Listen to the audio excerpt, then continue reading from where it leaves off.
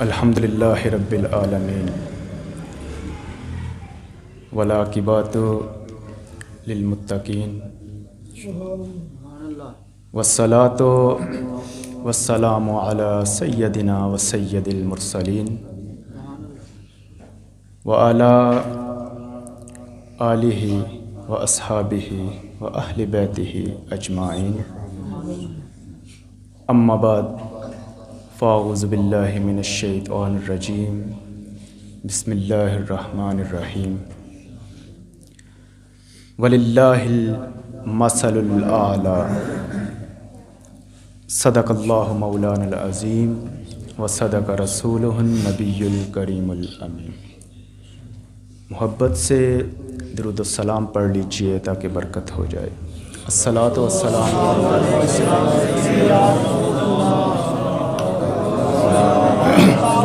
وصحابک یا سیدی و حبیب اللہ۔ السلام علیکہ یا سیدی یا رسول اللہ وعلی آلک وصحابک یا سیدی یا حبیب اللہ۔ حمد و صلاۃ کے بعد نہایت ہی واجب الاحترام حاضرین و سامعین کرام، بالخصوص پیر طریقت رہبر شریعت پیر سید صفدر علی شاہ صاحب دامت برکاتکم العالیہ، اور پیر طریقت رہبر شریعت پیر سید منظر علی شاہ صاحب دامت برکاتکم العالیہ، دیگر پیران عظام، صاحبزادگان،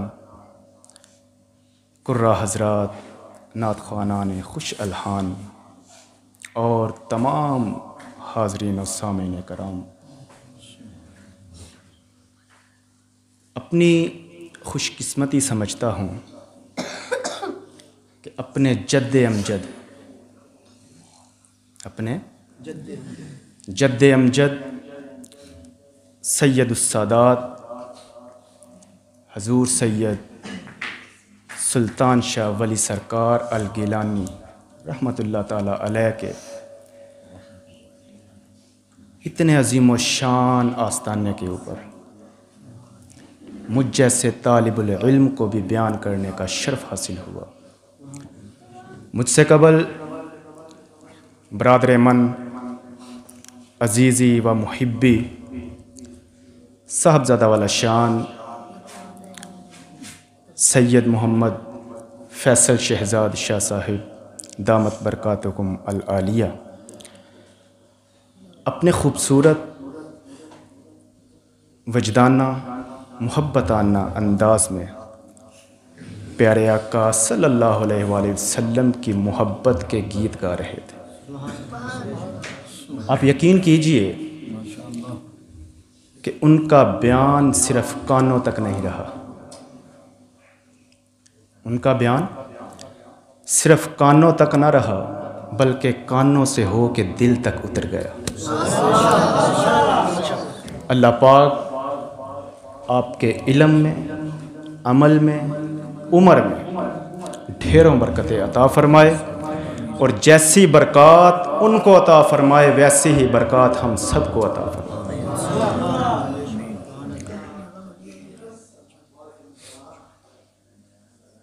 بغیر لمبی چوڑی تمہید کے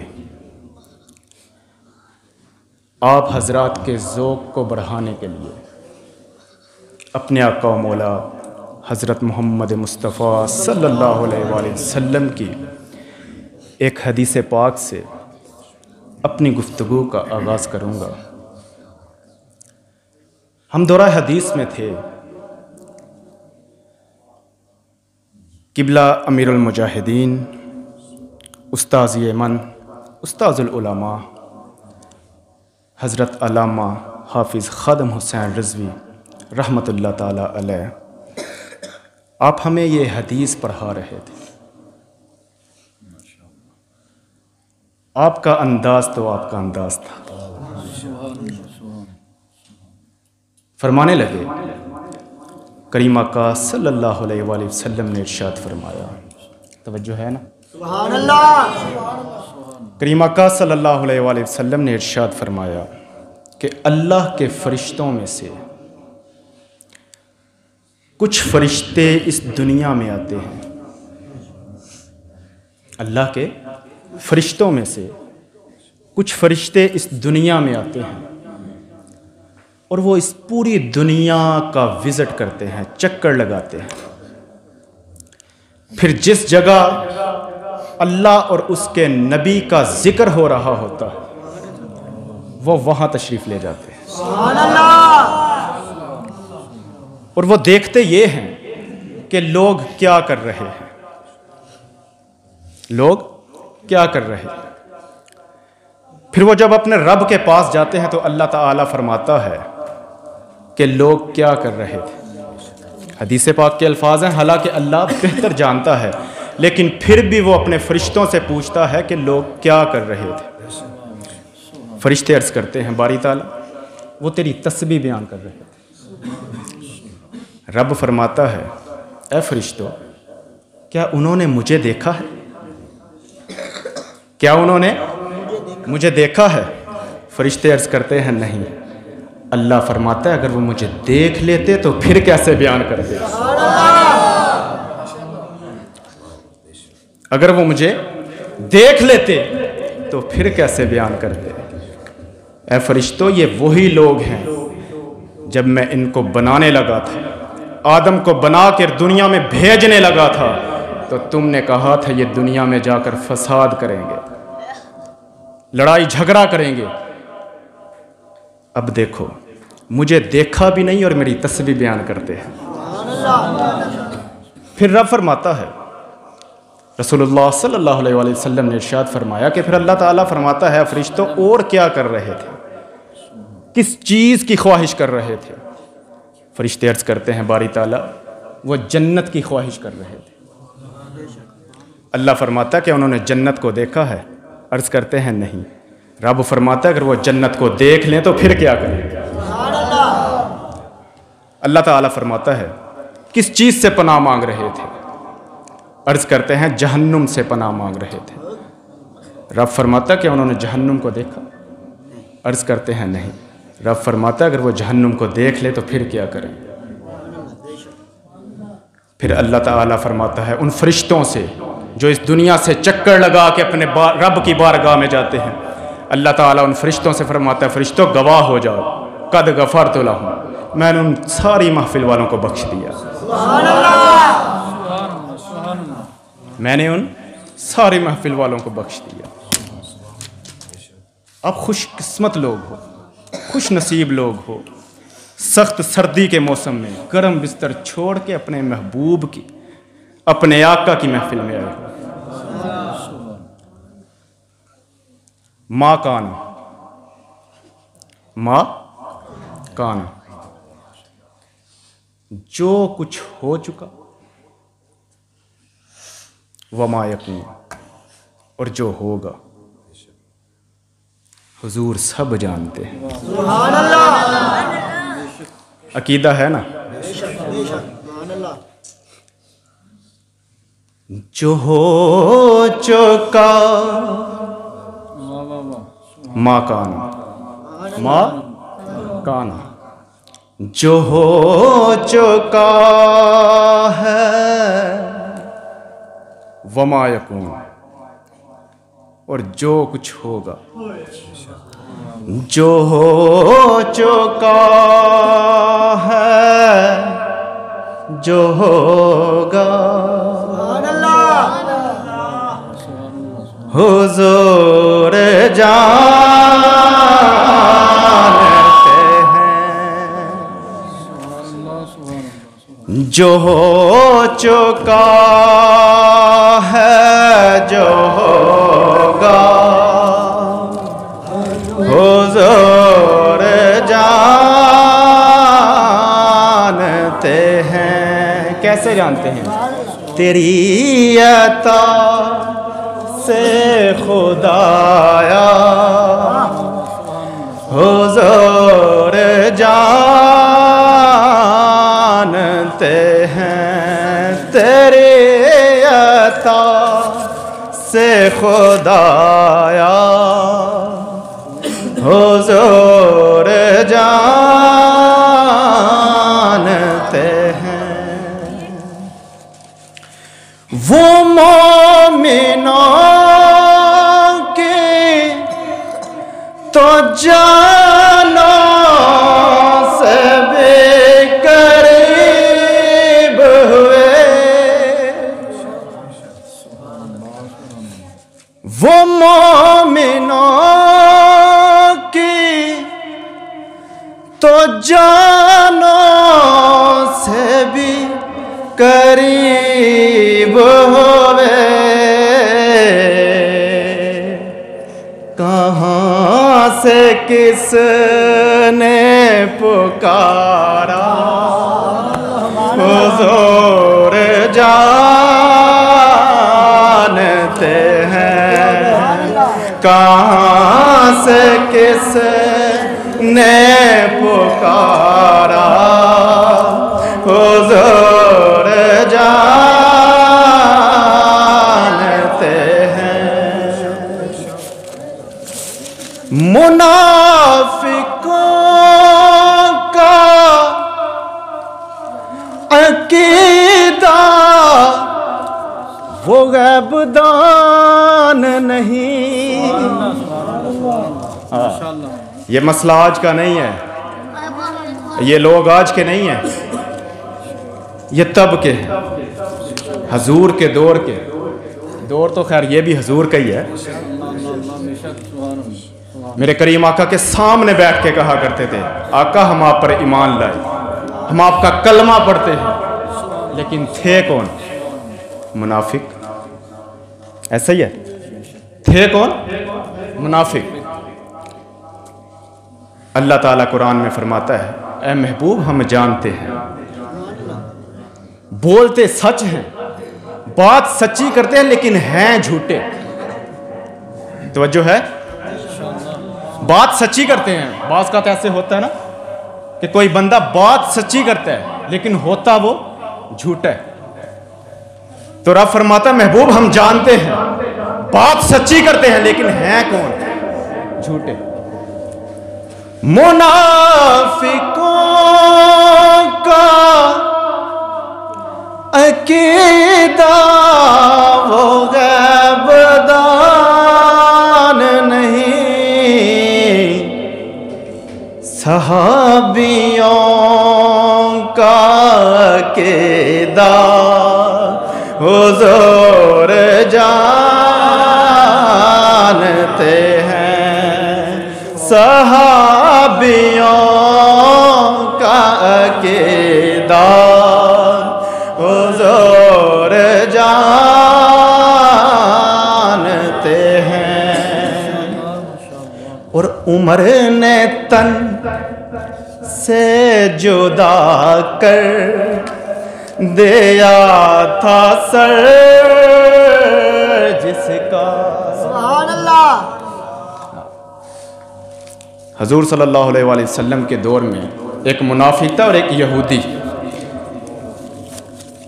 آپس میں کسی بات پہ جھگڑا ہو گیا اور فیصلہ میرے کریم آقا صلی اللہ علیہ وآلہ وسلم کی بارگاہ میں لے گئے یہودی کہنے لگا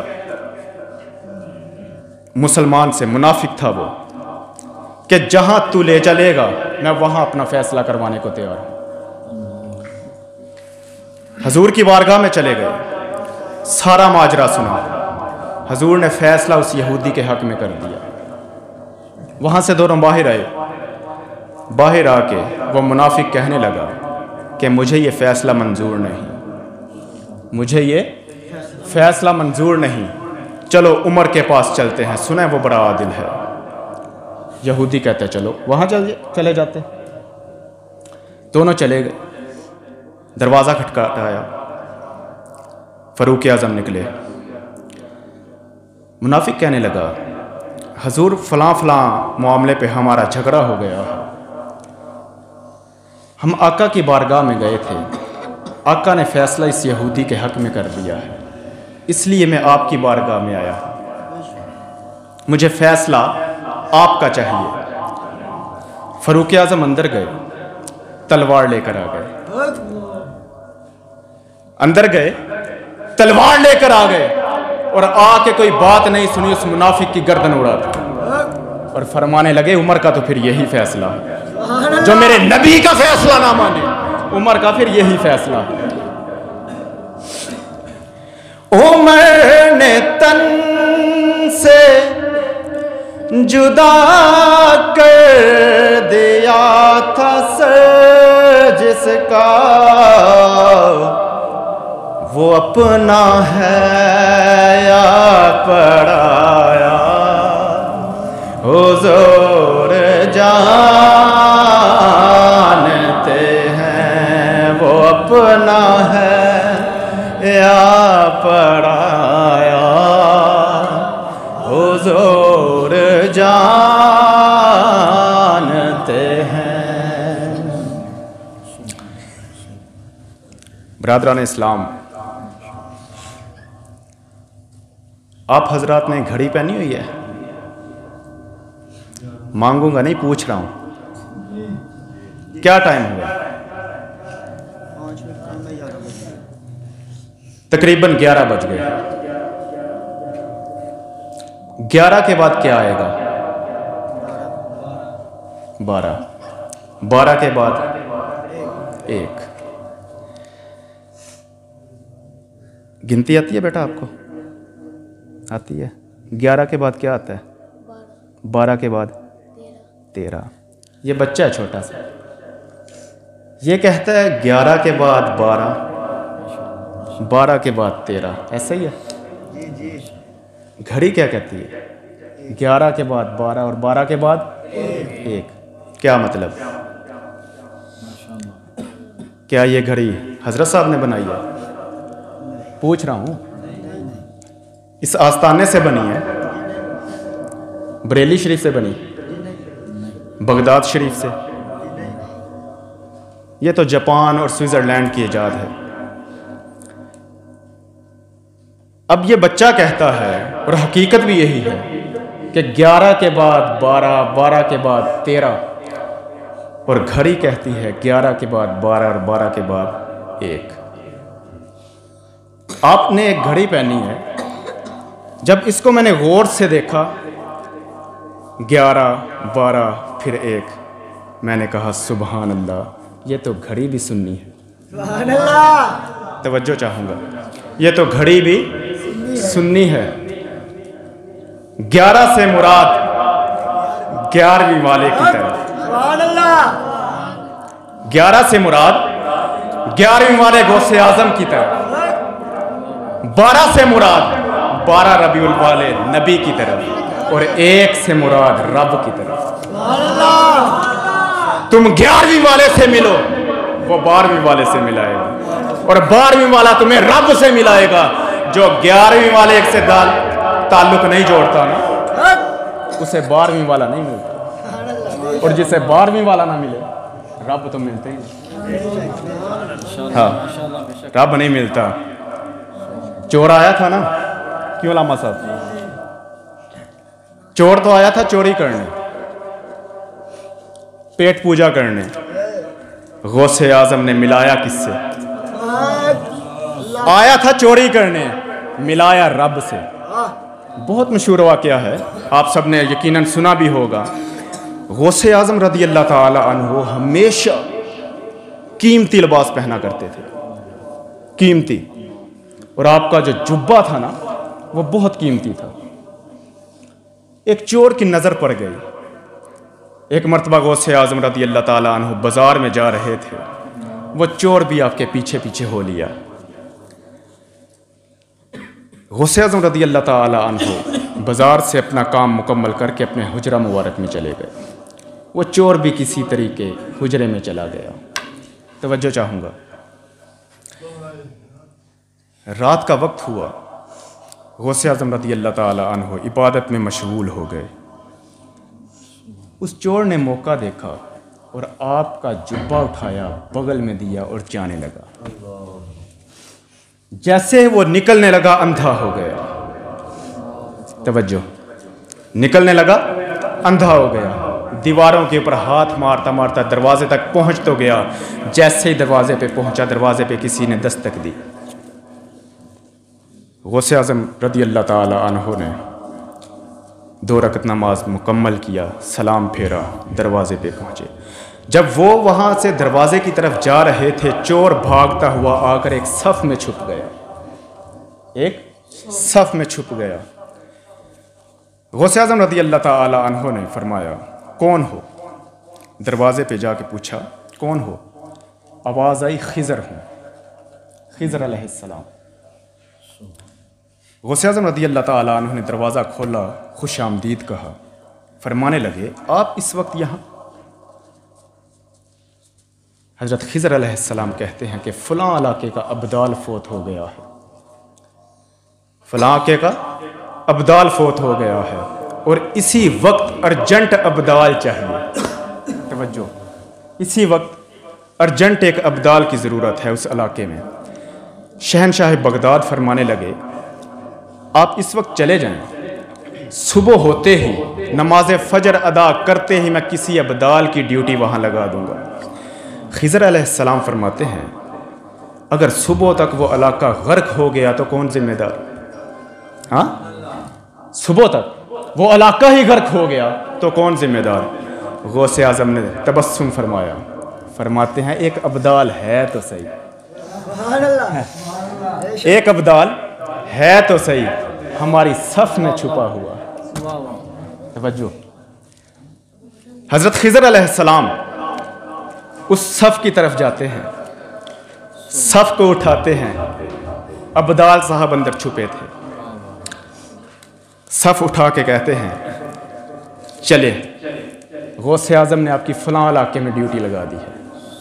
چور ہاتھ جوڑ کر عرض کرتا, حضور میں تو چور ہوں, میں ابدال نہیں ہوں, میں تو راہزن ہوں, میں ابدال نہیں ہوں, میں تو ڈاکو ہوں, میں ابدال نہیں ہوں.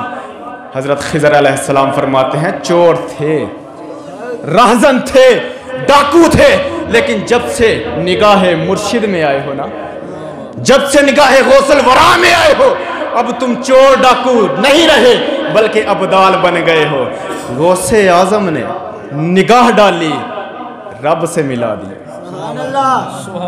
اس لیے میں نے کہا تم 11ویں والے سے ملو, وہ 12ویں والے سے ملائے گا, 12ویں والا تمہیں رب سے ملائے گا.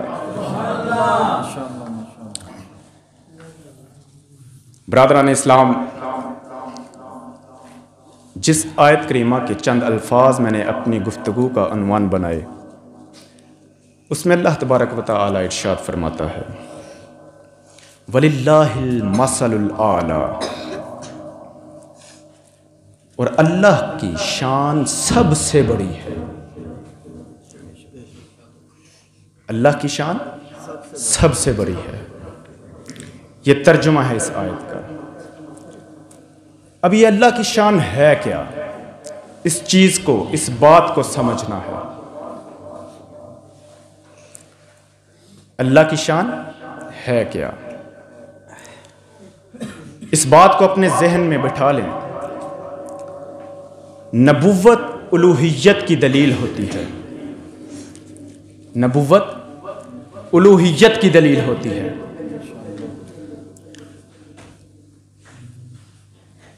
الوہیت کسی نے نہیں دیکھی, بہت قابل غور. اگر آپ کی توجہ نہ رہی تو یقیناً میں بھی بس کر دوں گا.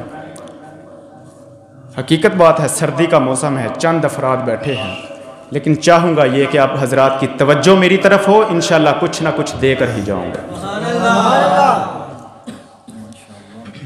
نبوت الوہیت کی دلیل ہوتی ہے. الوہیت کسی نے نہیں دیکھی, نبوت سب نے دیکھی ہے. اسی طرح ولایت نبوت کی دلیل ہوتی ہے, ولایت نبوت کی دلیل ہوتی ہے. اب اگلی بات اپنے ذہن میں بٹھا لیں, نبی اللہ کی شان ہوتا ہے, نبوت الوہیت کی دلیل ہوتی ہے, اور نبی اللہ کی شان ہوتا ہے، اسی طرح ولایت نبوت کی دلیل ہوتی ہے اور ولی نبی کی شان ہوتا ہے۔ جیسا نبی ہوگا ویسا ولی ہوگا۔ سبحان اللہ، توجہ ہے، سبحان اللہ، جیسا نبی ہوگا ویسا ولی ہوگا۔ اب 1,24,000 انبیاء آئے، حضرت آدم علیہ السلام سے لے کر حضرت عیسیٰ علیہ السلام تک سارے نبیوں کو بڑے بڑے ولی ملے، آصف بن برخیہ جیسے بھی ملے، جو آنکھ جھپکنے سے پہلے ہزاروں میل کی مسافت سے بلقیس کا تخت حاضر کر دیتے تھے۔ 1,24,000 انبیاء کو بڑے بڑے ولی ملیے، لیکن کسی نبی کو غوث اعظم نہیں ملے، کسی نبی کو غوث اعظم نہیں ملے، کیونکہ کوئی نبی محمد مصطفیٰ نہیں ہوا، اس لیے کوئی ولی غوث اعظم نہیں ہوا۔ سبحان اللہ، کوئی ولی غوث اعظم جیسا نہیں ہوا۔ وَلِلَّهِ الْمَثَلُ الْأَعْلَىٰ، اور اللہ کی شان سب سے بڑی ہے۔ یہ ترجمہ ہے۔ اب اس ترجمے کی مراد یہ ہوئی کہ خدا کا مصطفیٰ سب سے بڑا ہے۔ مطلب یہ ہوا کہ خدا کا مصطفیٰ اس پوری کائنات میں سب سے حسین ہے، سبحان اللہ، بے شک، اس لیے اللہ کی سب سے بڑی شان کا عنوان محمد مصطفیٰ ہے۔ سبحان اللہ، اللہ کی سب سے بڑی شان کا عنوان محمد ہے، اللہ کی اطاعت کا عنوان محمد ہے، اللہ کی قدرت کا عنوان محمد ہے، اللہ کی رحمت کا عنوان محمد ہے، اللہ کی عنایت کا عنوان محمد ہے، اللہ کی محبت کا عنوان محمد ہے، اسی طرح اللہ کے ذکر کا عنوان محمد ہے۔ رب نے فرمایا الا بذکر اللہ تطمئن القلوب، اللہ کے ذکر سے دلوں کو اطمینان پہنچتا ہے۔ پوچھا گیا حضرت عبداللہ ابن عباس رضی اللہ تعالی عنہ سے، حضور اللہ کے ذکر سے دلوں کو اطمینان پہنچتا ہے، الا بذکر اللہ تطمئن القلوب، یہ اللہ کا ذکر ہے کیا؟ حضرت عبداللہ ابن عباس رضی اللہ تعالیٰ عنہ فرماتے ہیں اللہ کا ذکر محمد مصطفیٰ ہے۔ سبحان اللہ، اللہ کا ذکر محمد مصطفیٰ ہے صلی اللہ علیہ وآلہ وسلم۔ پھر اللہ تبارک و تعالیٰ نے ارشاد فرمایا اہدنا الصراط المستقیم، سیدھی راہ مانگو مجھ سے۔ کیا؟ سیدھی راہ مانگو۔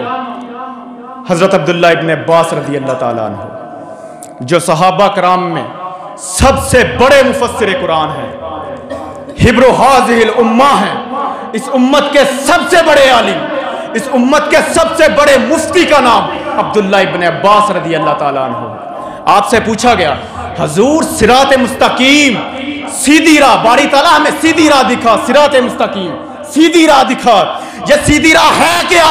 عبداللہ ابن عباس نے فرمایا سیدھی راہ محمد مصطفیٰ کا نام ہے۔ سبحان اللہ، سیدھی راہ محمد مصطفیٰ کا نام ہے۔ تفسیر کی بات ہے نا، سند کے ساتھ بیان کر رہا ہوں اور پوری ذمہ داری کے ساتھ عرض کر رہا ہوں۔ اور یہی قول جب امام حسن بصری کے پاس پہنچا کہ حضرت عبداللہ ابن عباس رضی اللہ تعالیٰ عنہ نے یہ منع کیا ہے کہ صراط مستقیم کا مطلب محمد مصطفیٰ کا نام ہے، تو حضرت امام حسن بصری تڑپ اٹھے اور فرماتے ہیں رب کعبہ کی قسم بالکل درست معنی کیا ہے، صراط مستقیم محمد ہے، ذکر اللہ محمد ہے۔ اور پھر رب نے فرمایا وَاعْتَصِمُوا بِحَبْلِ اللَّهِ، اللہ کی رسی کو مضبوطی سے تھام لو، اللہ کی رسی کو مضبوطی سے تھام لو۔ حضرت عبداللہ ابن عباس، صحابہ نے پوچھا، حضرت عبداللہ ابن عباس سے پوچھا حضور اللہ کی رسی حبل اللہ جس کو مضبوطی سے تھامنا ہے کیا ہے؟ تو حضور نے فرمایا رے بابا محمد مصطفیٰ کا نام ہے، اللہ کی رسی محمد مصطفیٰ ہے، حبل اللہ محمد ہے، ذکر اللہ محمد ہے، صراط اللہ محمد ہے، اطاعت اللہ محمد ہے، محبت اللہ محمد ہے، قدرت اللہ محمد ہے، ارے رب کعبہ کی قسم وجہ اللہ محمد ہے۔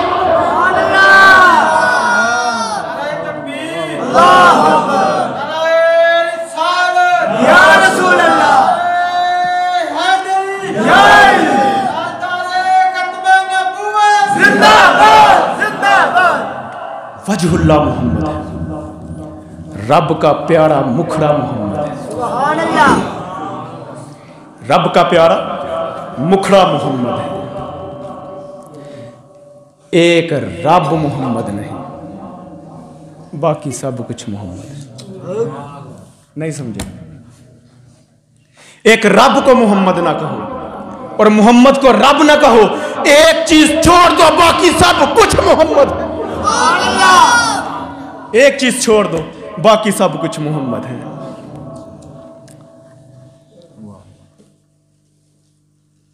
اللہ تبارک و تعالی نے جب عالم ارواح میں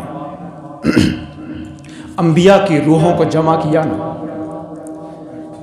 ایک جلسہ کیا اور انبیاء کی روحوں سے سید عالم صلی اللہ علیہ وآلہ وسلم کی نبوت کا میثاق لیا، وعدہ لیا اور فرمایا کہ میں تم سب کو دنیا میں بھیجوں گا، تمہیں کتاب عطا کروں گا، وحی عطا کروں گا، حکمت دوں گا، نبوت دوں گا، اور تم سب کے بعد میں اپنے پیارے محمد کو بھیجوں گا، سبحان اللہ، اور تم پر سب پر لازم ہے کہ میرے محمد کی اطاعت کرو، اس پر ایمان لے کر آؤ۔ سب نے وعدہ لے لیا۔ اب جب بہت قابل غور بات ہے، جیسے ہی سب نبیوں نے وعدہ لیا تو ایک نور کا بادل چھا گیا۔ امام قسطلانی فرماتے ہیں کہ جیسے ہی رب نے انبیاء سے عہد لیا تو انبیاء کے سروں کے اوپر ایک نور کا بادل چھا گیا، تو انبیاء علیہ السلام نے رب سے پوچھا، باری تعالیٰ یہ نور کیسا ہے؟ تو رب نے فرمایا، جس پیارے محمد کی وفاداری کا عہد کر رہے ہو نا، یہ اسی کا نور ہے۔ تو جب وہ نور چھایا تو سب نبیوں نے گردنیں جھکا دی۔ اسی طرح جب غوث اعظم نے ولایت کا اعلان کیا تو سب ولیوں نے گردنیں جھکا دی، توجہ نہیں کی۔ ادھر نبیوں نے حضور کی نبوت کے آگے گردنیں جھکا دی، ادھر ولیوں نے حضور کی ولایت کے آگے گردنیں جھکا دی۔ شیخ سعدی کا قلم تڑپ اٹھا اور آپ فرماتے ہیں، غوث اعظم درمیان اولیاء، غوث اعظم درمیان اولیاء، چوں محمد درمیان انبیاء، چوں محمد درمیان انبیاء۔ یہ مقام ہے حضور سیدنا غوث اعظم رضی اللہ تعالیٰ عنہ کا۔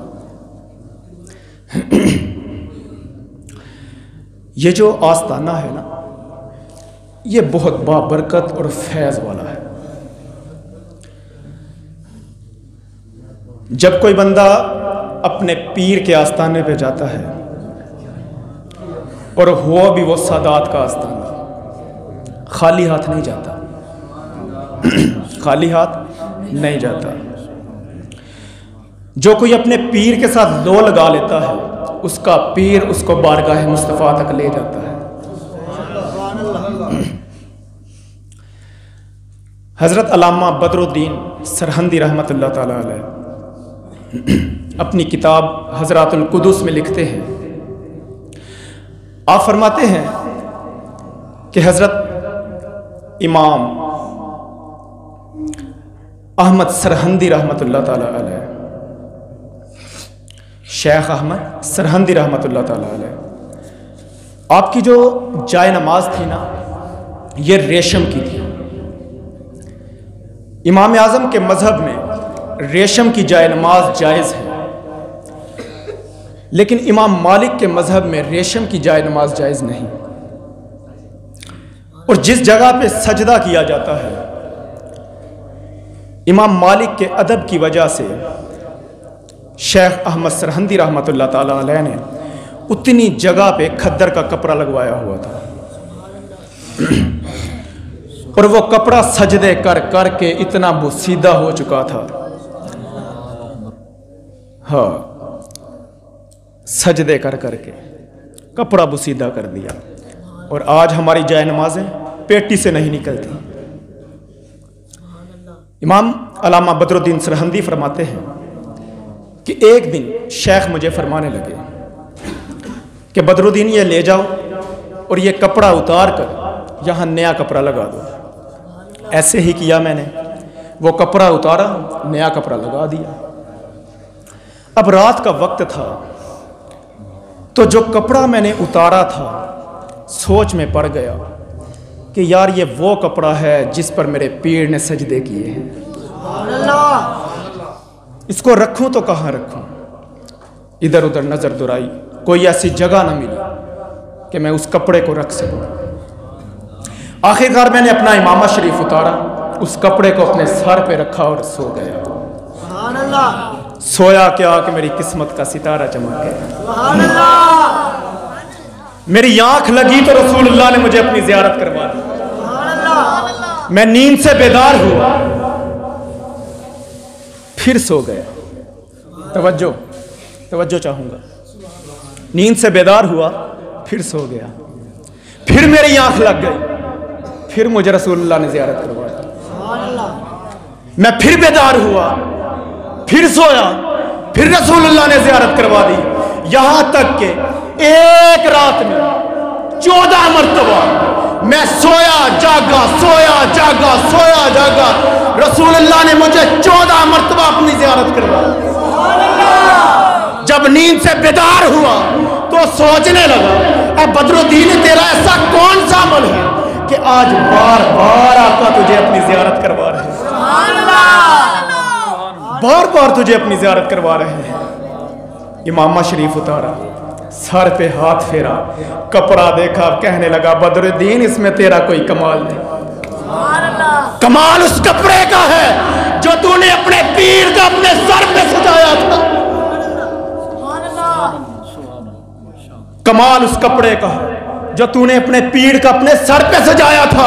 یہ تیری کوئی کمال نہیں، کمال اس کپڑے کا ہے کہ محمد مصطفیٰ بار بار زیارت کروا رہے ہیں۔ یہ پیر کا ادب ہے۔ سبحان اللہ، آپ لوگ خوش قسمت ہو، اتنا بڑا آستانہ آپ کے پاس، اتنی بڑی ہستیاں آپ کے پاس۔ ارے خدا کے بندو ادب کیا کرو، خدا کی عزت کی قسم، جو لوگ علماء کا، جو لوگ اپنے شیخ کا ادب نہیں کرتے، نہ دنیا میں سرخرو ہوتے ہیں نہ آخرت میں۔ سبحان اللہ، اپنے پیر کا ادب کیا کرو، اپنے پیر کا ادب کیا کرو۔ یہ جو آستانے ہوتے ہیں نا، یہ صرف لنگر کے لیے نہیں ہوتے، یہاں سے کچھ فیض ملتا ہے، سبحان اللہ، یہاں سے فیض لے کر جایا کرو۔ سبحان اللہ، حضرت خواجہ باقی باللہ رحمۃ اللہ تعالیٰ علیہ کا نام سنا ہوا؟ حضرت خواجہ باقی باللہ رحمۃ اللہ تعالیٰ علیہ آپ کے ایک مرید نے آپ سے پوچھا، حضور فنا اور بقا میں کیا فرق ہے؟ توجہ، فنا اور بقا میں کیا فرق ہے؟ آپ نے فرمایا، جب میرے جنازے میں آؤ گے نا، جو بندہ میرا جنازہ پڑھائے گا یہ مسئلہ اس سے پوچھ لینا، یہ مسئلہ اس سے پوچھ لینا۔ جب حضرت باقی باللہ رحمۃ اللہ تعالیٰ علیہ کے وصال کا وقت آیا، آپ نے ایک نصیحت فرمائی، فرمانے لگے کہ میرا جنازہ وہ شخص پڑھائے جس کی پوری زندگی تہجد کی نماز قضا نہ ہوئی ہو۔ اتنا سخت آرڈر لگا دیا۔ آپ وصال کر گئے، جنازہ پڑھانے کا وقت آ گیا۔ اب وصیت کے مطابق کون اتنی جرت کرتا کہ مصلی پہ آئے؟ سب ہاتھ باندھ کر، ٹک ٹکی لگا کر، نظریں جھکا کر کھڑے تھے، کسی کو اتنی جرت نہ ہو رہی تھی کہ مصلی پہ آئے۔ وصیت تھی نا کہ میرا جنازہ وہ شخص پڑھائے جس کی پوری زندگی تہجد کی نماز قضا نہ ہوئی ہو، آخر کار اہل اللہ میں سے ایک نقاب پوش آگے بڑھے، مصلی پہ کھڑے ہوئے، نماز جنازہ پڑھایا، نماز جنازہ پڑھا کر فارغ ہو کر جانے لگے۔ توجہ، جیسے ہی وہ واپس جانے لگے، وہی مرید جس نے حضور باقی باللہ سے یہ سوال کیا تھا کہ فنا اور بقا میں کیا فرق ہے، اس نقاب پوش کے دامن کو لپٹ گیا۔ عرض کرتا ہے حضور ایک مسئلہ تو بتائیں، فنا اور بقا میں کیا فرق ہے؟ آپ نے کوئی جواب نہ دیا، دامن کو نہ چھوڑا، لپٹ کے رو رو کے فریاد کرنے لگا، حضور یہ مسئلہ بتائے بغیر میں آپ کو جانے نہیں دوں گا۔ مجھے حضور باقی باللہ نے کہا تھا کہ جو میرا جنازہ پڑھانے آئے گا یہ مسئلہ اس سے پوچھ لینا۔ حضرت نے نقاب اٹھایا،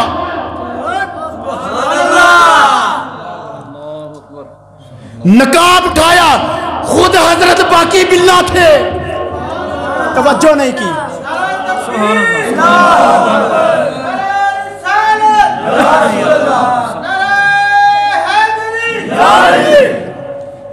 چہرے سے نقاب اٹھایا، وہ خود حضرت باقی باللہ تھے۔ فرمانے لگے وہ جس کا جنازہ پڑھ کے آئے ہو وہ فنا ہے، جو جنازہ پڑھا کے جا رہا ہے یہ بقا ہے۔ وہ جنازہ جس کا پڑھا ہے نا وہ ہے فنا، وہ ہے فنا، یہ جو جنازہ پڑھا کے جا رہا ہے یہ ہے بقا۔ جنازہ اپنا خود ہی پڑھا لیا، یہ ہے وہ کمال درجے کی ولایت،